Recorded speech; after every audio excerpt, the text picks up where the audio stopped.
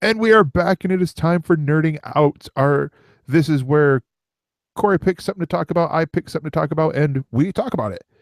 Um, so Corey, why don't you go first? You've seen the Magnificent Seven. I have, and as we're mentioning the Magnificent Seven, I should emphasize it is the 2016 edition, not the original, not the spin-off of the original, which I don't know how that went. But I'm also going to mention that I went and saw Rogue One yesterday, and I felt maybe a little bit not like they duplicated each other, but I felt a connection between the Magnificent Seven and Rogue One as I watched it. But in some ways, they're both kind of capery slash westerns in a degree. I like westerns. I don't watch a ton of them. It's not like I watch old John Wayne movies or anything else like that. I didn't grow up with a bunch of those things, but every once in a while, I get a hankering for a western. Now, some shows I watch have kind of a western feel to them. Justified was definitely like that. Longmire Yeah. is got that kind of feeling to it. But things like Silverado, one of my favorite movies, Tombstone is definitely a jam. And so I was looking forward to the Magnificent Seven. It stars Denzel Washington, Chris Pratt. Isn't Ethan Hawke in there? Ethan Hawke is in there. Vincent D'Onofrio is in there as well. And it's pretty solid. Now, I can understand why Westerns aren't massively successful. And even star-studded ones like this. I don't know how the film did. I don't know how it performed in the box office when it was out. But it is like, there's not a lot of big effects to it. It's not like the fucking Wild Wild West remake with Will Smith, where it fights a fucking robot spider that was stolen from Superman Lives. It's guys with guns, knives, fighting each other in the Old West, shooting each other in the streets, defending their homes, defending the homesteads, defending the innocent in some ways, fighting over gold or oil or whatever the case may be. In this, it's gold. And it's a good, solid movie. It's not surprising. Like, it's not one of those things you're going to watch it and you're going to be like, oh, this did something different and blew my mind. Or no, it's not. It's the people playing the characters are playing the characters well. It suits each of them. It's going to be one of those things that not everybody's going to make it out. But that's a Western, fucking bullets fly and people didn't wash their hands before they operated on you back then. So good luck. But it's solid. It's a genuinely enjoyable film to watch. When you see the impossible odds, not the little guys so much, but several guys going up against a fucking army to defend a town, you get that hankering for justice should prevail. They've got a very good bad guy in this. Is it? I think it might be Skarsgård or somebody of that caliber. He's just got that good amount of creepiness, which is not a genius level villain. I mean, it's akin to Rickman as the Sheriff of Nottingham in Kevin Costner's Robin Hood, or Tim Curry as the bad cardinal dude in The Three Musketeers from Disney, which is always a favorite of mine. He's just bad. He's just a bad dude that doesn't have a lot of depth beyond the fact that he's a bad dude. Nobody's stretching themselves in the roles here. Nobody's like making some fucking magic in their character. You see Denzel up on screen, it's Denzel, but you like Denzel. You see Pratt up on screen, you fucking like Chris Pratt. We all do. Guy's a stud. I saw him dancing in his underwear in some old fucking Star Wars Connect commercial today. It was something I saw online. I'm like, oh man, fat Chris Pratt. I miss that guy a little bit. You know, it's still like Chris Pratt is great too, but I like fat Chris Pratt, and it's just he's always had a great amount of charm. Even when he plays the kind of dickish dude, he's still fucking he's Chris Pratt. Everything about it is fun. So I'm not saying that you should go spend money on this, but if you do, we've got the link. You can click through and get it through Amazon and help out the network a little bit. But if you're seeing it hit up on cable, which I'd assume it's probably going to be doing pretty soon. I know it's on demand right now on Comcast, but I expect it'll probably hit Stars in the next couple of months. Keep an eye open for it. Yeah, it's certainly not a waste of your time to watch. It's a good old Western fun movie with some very solid acting, if not spectacular. Yeah, no, definitely. I will be personally keeping an eye on that. So my nerding out is actually a re-review of this, because we already talked about this show. In fact, I talked about the show that I was watching it, 2 months ago, I think, not too long ago, and that's The Newsroom. I recently caught up on the show, and excuse me, but I mean, it aired for 3 seasons. I thought there were 30 episodes total, but it's like 22, I want to say. Like, it's like I finished on Christmas Day, before, the family came over to my grandma's house. I was over there, and I'm like, oh my gosh, it ends so great, but I'm like, I thought there was more. Um so for those of you guys who don't know, The Newsroom ran from 2012 to 2014, on HBO. So it ran for 3 seasons. It was created and was written by Aaron Sorkin, and this is Jeff Daniels. He's the lead, where he plays Will McAvoy. He is the lead anchor of an NBC nightly news type style show, on a fictional cable network. And this is them.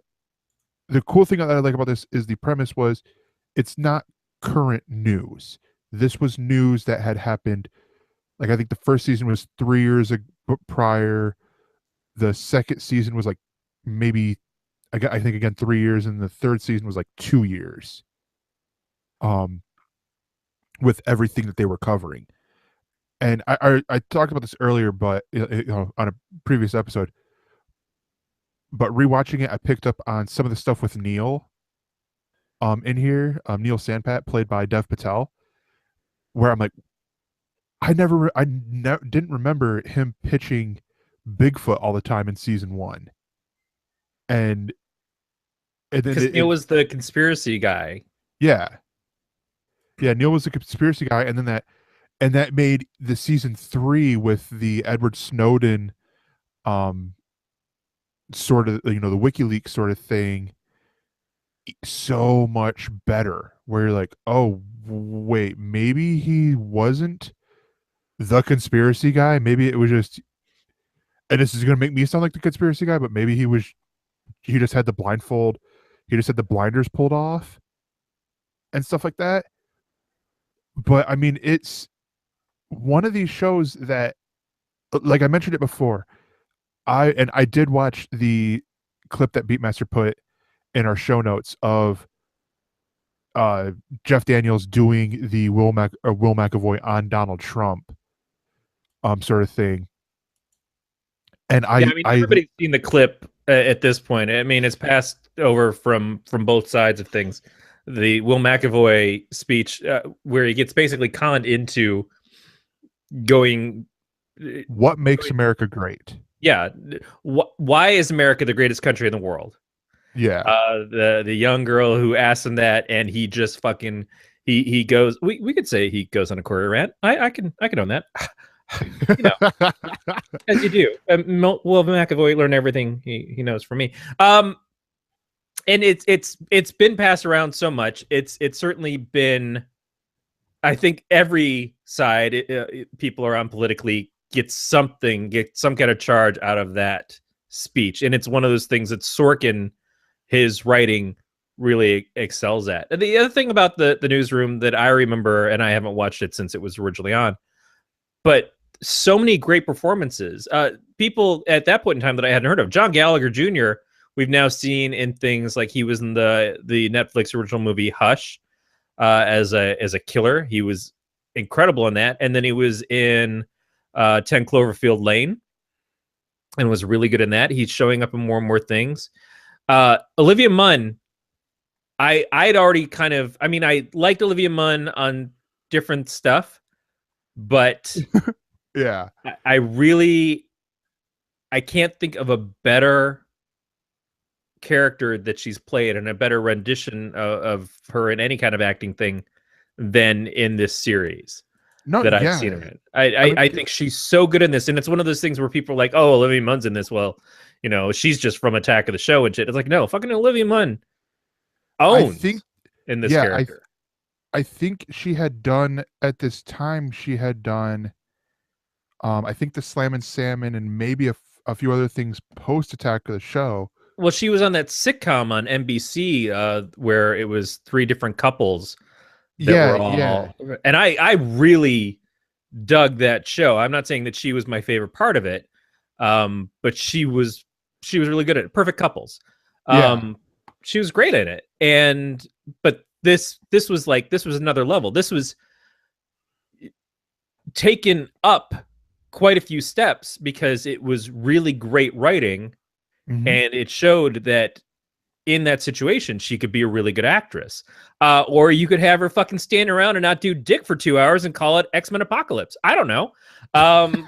Fucking waste everything cool about any of those fucking characters or actors. Sure, do what you're gonna do, man. But yeah, I enjoy the show too. What made you decide to go revisit it? It's on Amazon Prime, so there's step 1. And it was one of those things where I'm like, you know, I sort of want to rewatch this. Because I had remembered, you know, a lot of the big bullet points on there, from, you know, and from us talking about it, with Glenn and with Casey Jeromebeck, who is a big Aaron Sorkin fan. But it was just sort of like, it was one of those, like, I'd want to sit down and watch something that I've already watched, not something that I have to like fully devote time to. I end up fully devoting a time to it because I'm like, oh yeah, this is so freaking good. This is so freaking good. Why can't we 22 hours of TV is still a pretty big commitment. It sounds bigger when it's 3 seasons of this show, but when you get down to it, 22 hours is shorter, but it's not short. That's a day, man. And it was, that's a day with some bathroom breaks. Yeah, and it was over, you know, about a month, maybe month and a half. Yeah, that I had watched it. It wasn't like I binged through it. But it was just sort of like I think what a lot of it was like all the politics stuff was going on, you know, with the presidential election, and it's like, you know what, a show that talked about this stuff that I really liked, The Newsroom. And you know, like I like the fact that it was The Newsroom because The Newsroom was critical. Yeah. Of things, and it wasn't so much critical of the president, although there's certainly points in there where they're like, shit's fucked up because of the Snowden things and stuff. Whereas I would be interested in watching something like The West Wing, although that's a fucking commitment because it's 7 seasons, I think. 24 episode seasons, I believe. Yeah. And that's the problem with that is I'd be looking at it and going, oh yeah, this is what a president is supposed to fucking be like. Oh shit, we're so fucked. So I would probably go even later on myself if I was going to jump into an Aaron Sorkin thing right now. Is I might go back and rewatch Studio 60 on the Sunset Strip, which I watched when it was on the air. I was one of the 3 people who did. Me and Matthew Perry's mom. But I really, I had a lot of fun with it. I thought it was good. It was definitely well written and had some incredible people on it. Or I'd probably watch sports night because I never really watched that. I saw a few episodes here and there, but that's super light. I mean, it's half-hour episodes. It's only a couple seasons that it made it, but to a lot of people, it was like this was the premiere Aaron Sorkin show.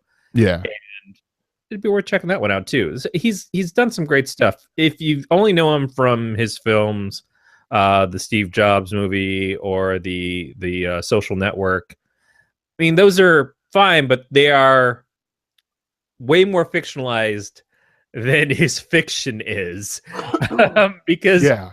he doesn't want to tell you the real story. He wants to tell you a good story, and those things don't always meet up. So, yeah, I'd recommend this series absolutely. No, yeah, definitely. Yeah, you can check that out on either HBO Go /Now or Amazon Prime. Yeah, that is it for nerding out, and we will be right back.